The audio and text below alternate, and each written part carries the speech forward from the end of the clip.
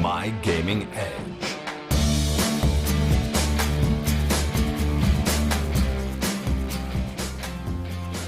Hey guys, it's Clockwork from Team MGE, and I'm here with my first MGE video. I'm going to use my first video to go over the basics of Scout, what you'll be running into if you decide to play this game at a competitive level. I see questions all the time, such as what sensitivity should I use? How do I hit Scouts? How do I improve my movement? And hopefully after this video, all those questions will be answered.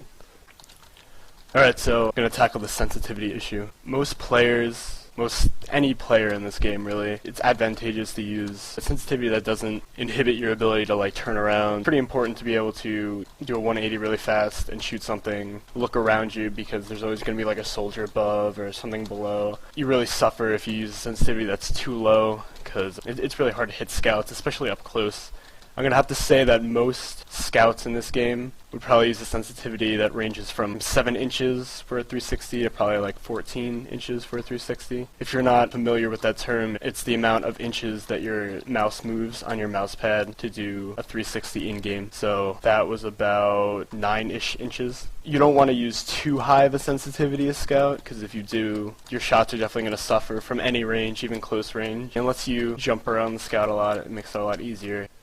So the first deathmatching tip I'm going to give you guys is in the realm of Scout v Scout. Scout v Scout is typically going to be the most common 1v1 you run into. While you might spend some mid-fights shooting soldiers and demo men, whenever you run into the only other person alive on the team, it'll usually be a Scout, if not a roaming soldier. Scout, I find many Scouts ask, better players how they hit Scouts, because it seems to be the hardest class to hit in the game for some people. I'm going to teach you guys how to be more consistent with your shots, because if you get to kill Scouts quickly, it'll probably be the most important aspect of your game. So I'm here in MGE with Sizer. I just told him to strafe back and forth so I could tell you guys how to tackle a Scout. When he strafes to the right, you want to strafe to the left. You want to pretty much mirror what he's doing. You don't want to strafe to the right when he strafes to the right, because then you have to move your crosshair more to the left than you normally would have to. The hardest part about Scout, probably, in that aspect, is messing up your own aim with your strafe. You don't want to do that, because a lot of Scouts do that, and that's how they miss so many shots. They'll strafe to the right, their opponent will strafe to the right, and then they'll have to swing their mouse all the way to the left to hit the Scout. What you want to do is pretty much just want to mirror what he's doing. So I told Sizer to strafe back and forth, and here I am trying to mirror what he's doing. And it helps hit much more consistent shots. Now I'm going to use examples of when we're actually playing. Notice I go to him instead of actually going away from him. Another aspect of Scout I want to get across is learning how to dodge when you're getting outplayed. When you're kind of getting outplayed, what you want to do is jump around. You want to try to fake him out, see if there's a teammate by you, tell him to come help you. Try to get any advantage you can by making him miss his shot. Notice I see him, I'm kind of getting shit on, so I just start jumping around, and it's 1,000 times more difficult for him to hit me. I'm trying to just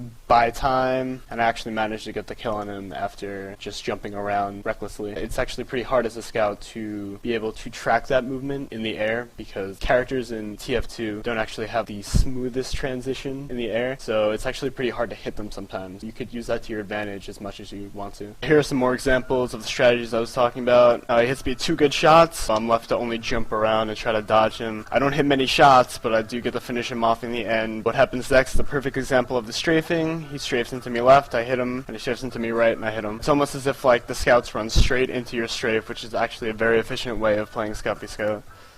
Onto the soldier segment. Before I show you guys any actual videos of Scout v Soldier, I want to get a few points across. You don't really want to attack a soldier as a Scout on the flank when he sees you. If he sees you in an enclosed area, let's say the left side of Granary 2, Garage, he will probably kill you, almost definitely kill you with no serious damage given, unless you can run straight into him and hit him with a meat shot, which isn't always a guaranteed thing. That being said, when you actually attack a soldier who isn't on the flank, let's say a 1v1, you want to use your jump as an advantage. Soldiers hate Scouts that jump all over the place. If you can use his rocket to surf, if you could jump over his head, whatever you need to do to make his rockets less accurate, you should do it.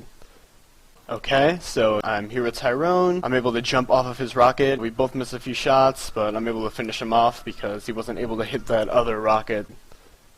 One surefire way to kill a soldier is to get the height advantage. Now, I'm playing Tyrone on Badlands Middle in MGE. I'm on top of the crate. Tyrone is forced to use shotgun because he doesn't want to risk using rockets and giving me a free shot, and I'm able to kill him. My last tip about fighting soldiers is to actually run into them. A lot of them don't expect you to be so foolhardy, and if you execute it properly, then they're going to die. My final tip for combat classes in TF2 is for the demo man. Demo men are very easy to take down as scout if they don't see you. It's just a matter of running up to them and two-shotting them. If they do see you, however, it's a matter of finding an opening by baiting their stickies, getting in close, and then tricking them into missing all their pipes while you shoot them. While you find that opening, while you get closer, you should shoot some good shots at them. They have a pretty wide model, and it's easy to do some major damage from far away. If you get in close, it's a matter of strafing back and forth very quickly, jumping over their head, doing anything that is difficult to predict. Don't run in a straight line, just make sure that you are unpredictable. In my example, I'm going to be playing Banny in MG, Granary Middle. I have to get close to him. I'm not going to stay far away, because if I do, I get hit by pipes. Banny's trying to hit me with a pipe, and I'm slowly moving in close to him while hitting him with pretty meaty shots from far away. Again, I spot Banny, I try to get close, and I just pepper him and kill him. This next example is a good example of baiting his stickies and just getting in close. I see Banny, he's shooting stickies, I'm dodging them, getting in close, and then I start double jumping so that he can't hit me, and I get a bunch of good shots on him, and he does. Alright guys, that's it for my first MGE video. I just wanted to start out with the basics. Hope you guys understood it. I tried to use pretty simple examples, but you never know. If you don't get it, just ask. Later.